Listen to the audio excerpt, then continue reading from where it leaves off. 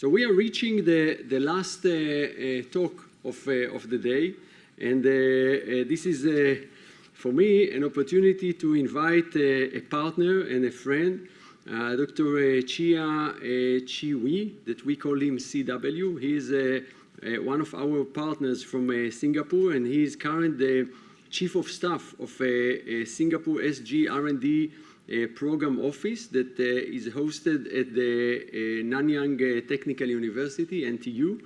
He also he's an adjunct associate professor at the NUS, at the National University of Singapore, and he's a retired colonel at the Singapore Armed Forces with an extensive experience in cyber defense, and his research interests include the human factor, cognition, knowledge creation, emergent learning, and design science. So this is my pleasure to invite you to the stage, CW, please.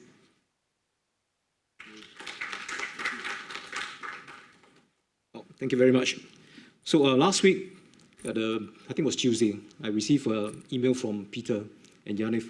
He says, CW, why don't you just come and speak at this conference? So I thought for a long time, because, you know, I'm not an academic researcher. I'm just maybe you can call it a workplace researcher. So it took me a long time to finally decide to say yes. All right? So while I speak, I'll be talking about things from a very high level, but from a layman perspective. So I ask that you please forgive me if my language is not academic or stuff like that. All right?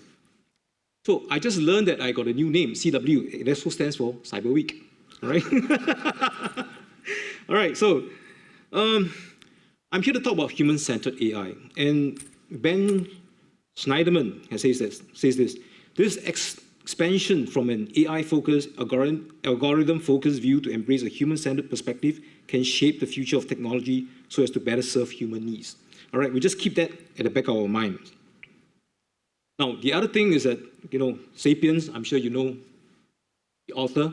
He talks about the various revolutions that have taken place, the cognitive, the agricultural, the unification of mankind through the creation of currency, and the scientific revolution. Now, in my mind, the question is what is going to be the next revolution? And I think it's going to be the contextual revolution. Why is that so? ChatGPT. Attention is all you need. That's context. But to go deep into all the context that we have as human beings, I can tell you it's impossible. It will burn the earth down. All right? So there'll be some things that in which, you know, machines can compute. I don't know, maybe with quantum computing, you may argue that it's possible, but I still think it's going to take a lot of energy to do so. But until then, I still think that for humans, there's going to be this frontier that's only going to be preserved and reserved for human beings. All right? And the other thing is this. I believe also going forward, a little bit more forward, after the contextual revolution, is this thing that mankind will be elevated, not because of currency and finance, but because of connections with each other. All right? So, after accepting the invitation, and then with no time to prepare the slides whatsoever, I was looking at ChatGPT to give me answers for this presentation. All right? So, and you know, getting ChatGPT to work for you to do a presentation is going to turn out a presentation that's going to be very still. There's no emotions. There's no, you know, there's just no feel to it. So I just start to ask ChatGPT. I mean, this is something that ChatGPT can do very well. Use an LLM as an acronym and start to give me ideas that, you know, you're very limited. So there you are, lacking lasting merit, right? And the other thing is lamentable lack of mastery. But, you know, so I was just having fun with it. And at this point in time, actually this was like 3 o'clock in the morning yesterday, when Peter sent me the message, CW, where is your slides? I said, don't worry, Peter, you go and sleep. By the time 6 o'clock in the morning, you will receive the slides. And at a point in time, what's crossing my mind is this, hey, look, Yaniv and Peter, I'm sorry, I really cannot produce these slides at all. All right, so that was at 2 or 3 o'clock in the morning. But I want to tell you my life story about learning and knowledge creation and how I got here. This one, I'll just keep it, okay? But essentially, Singapore's government put in SMS scan enhancements protection, and I was trying to connect with GET, and it says it's likely scam. I mean, don't you know I'm in Israel? And why are you sending me this? All right? So it just goes to show the limitations of AI. And of course, this thing is happening right now, I'm sure you know, for the car manufacturers and all in the US. And it came to a point that people were using flip charts, using stick it pads to get the business going.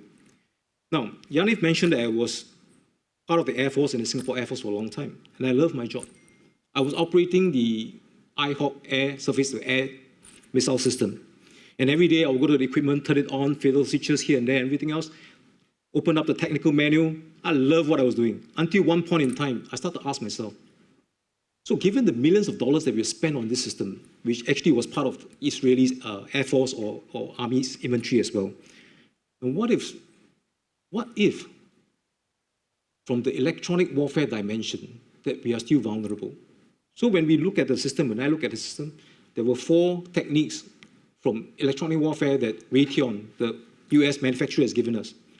Swap jamming, barrage jamming, spot jamming, and we call it velocity gate pull-off. Now, when I opened a book that's on radar theory and electronic countermeasures, there was something like 100 techniques that can be used against us, which also means that while we spend millions of dollars on this equipment system, you're likely to be vulnerable during the process of operations. So that got me thinking very much, all right? And so I start to ask my colleagues from the Air Force and my colleagues from the Navy, of course not the Army. I say, how do you deal with, sorry, but please forgive me for saying that, but I'm talking about it from the Singapore context. How do you deal with electronic warfare? It seems that nobody has the answer. So in the end, what I had to do was to go to the books. I'm a computer science major, majoring in information systems. When I opened the books up on radar theory, oh my God, the mathematics and everything else, I tell you, I'm completely lost in those things. But I was driven by a goal. The goal was to find out how am I going to deal with this vulnerability in wartime. And so that drove me on. And what surprised me after many moons was that while studying all the different, I'm sorry I have to fudge it a little bit, that when I study the techniques of all the ECMs against my own system, gosh, I start to see categories arising from what I was studying. And then if you know, this is the fundamental concept behind machine learning categorization, right? So that didn't occur to me when I was doing this. I was like, okay, I created a tool, all right? But from here, I wanted to know what was it that led me here? Why was this whole journey so enjoyable? And for the first time, I was in love with my job in the Air Force because of the creation that I did, all right? So anyway, I'm laying claim to this, but not from the very generic perspective, but from the perspective of air defense security. And I think I was the very first one in 1998 to do this thing called AI for security. If you accept the fact that the categorization was machine learning, but done manually. All right? Right? So, fortunately or unfortunately, I went to the University of Central Florida, and I finally did a PhD. And this was because I was in love with this topic called machine learning. All right? I was trying to study agents in the games and how to get them to learn in the environment. And lo and behold, when I went there and I started to look at all the techniques that's being applied, I said, isn't this the same thing that I was doing, I was making common sense out of when I was looking at all the radar theories and so forth? So that got me even more interested.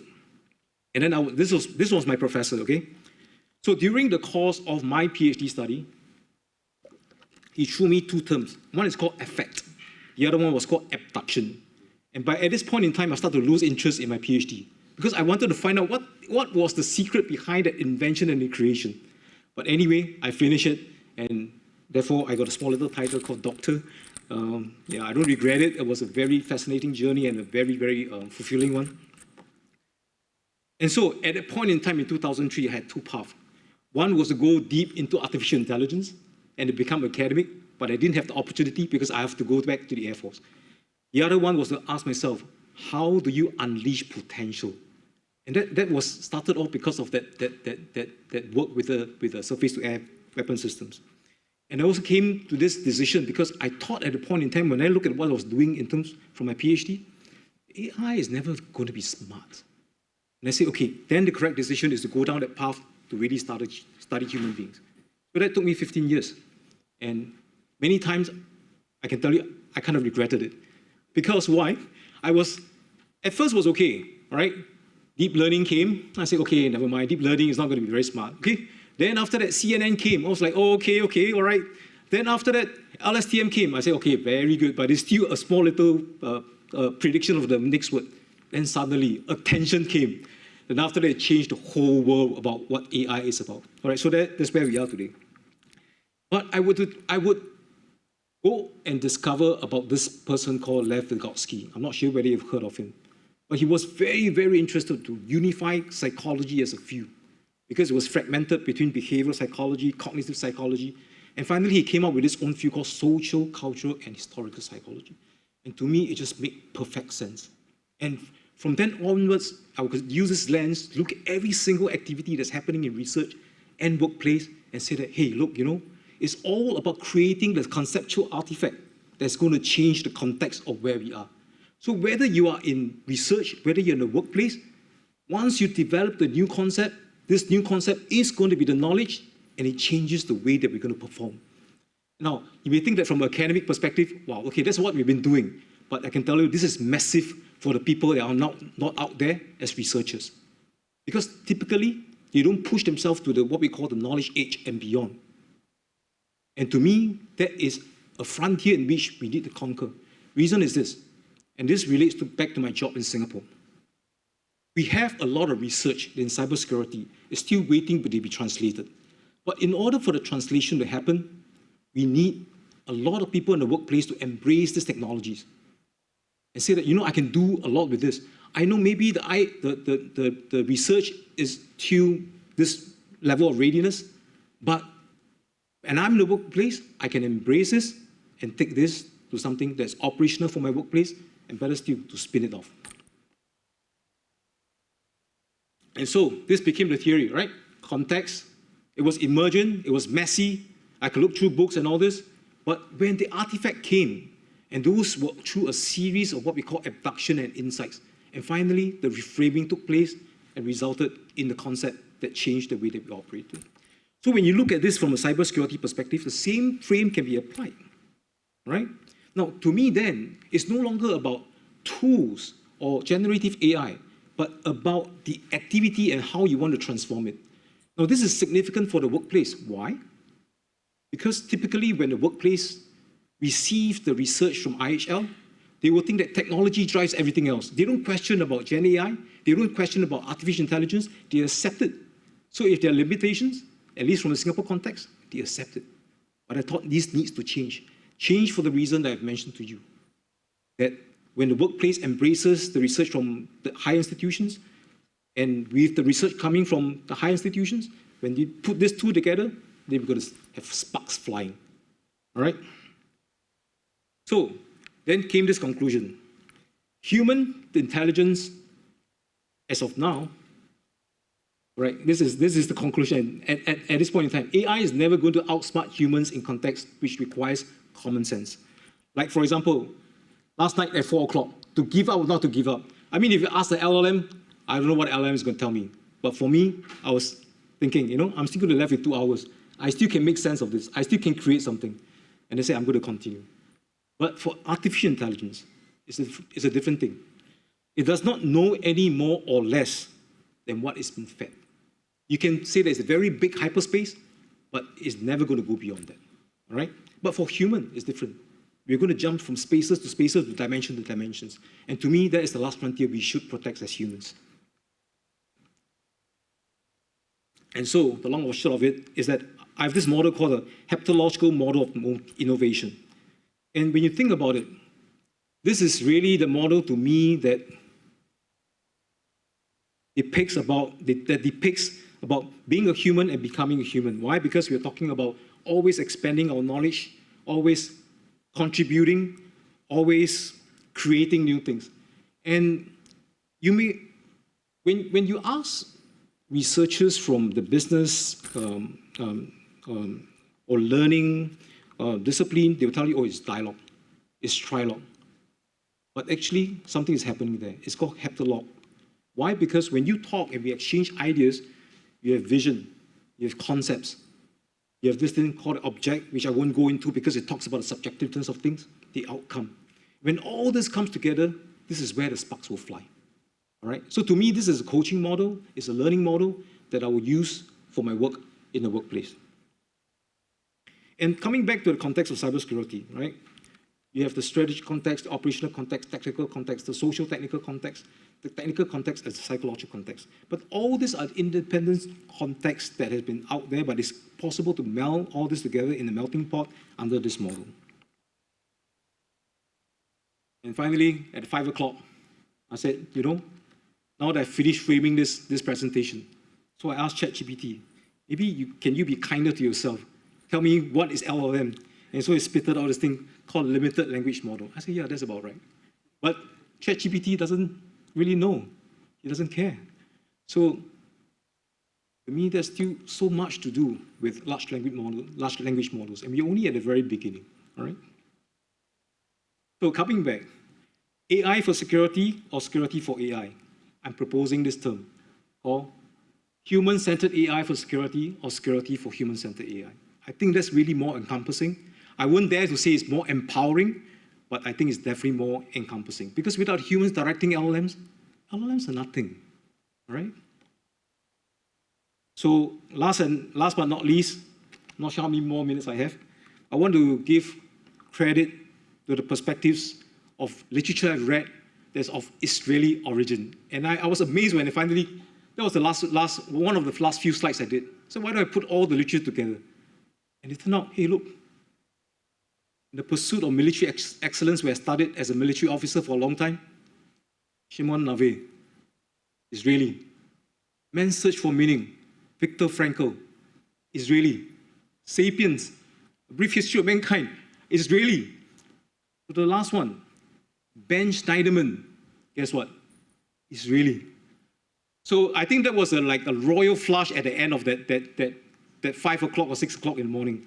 So I want to thank the audience and Yaniv and Peter for inviting me, and for somehow I agreed to come to this talk to give this talk here. I can tell you, I was petrified at the point of accepting it, and I'm glad somehow I made it today, all right? And so if you want to connect with me, this is my LinkedIn, and then I'll just leave it here for a while. So thank you very much.